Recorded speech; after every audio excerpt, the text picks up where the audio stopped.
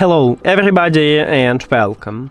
In this video I'm going to show you how to perform soft reset for your Earbuds SHOKZ OpenRun Pro 2 Mini.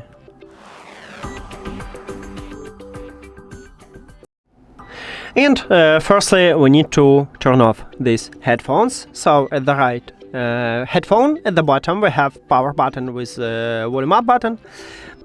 So you need to press and hold this button until you will see the red LED light. Here we go. Now these headphones disconnected from your phone, and then we need to turn on them. So again, press and hold this power button until you will see blue LED light.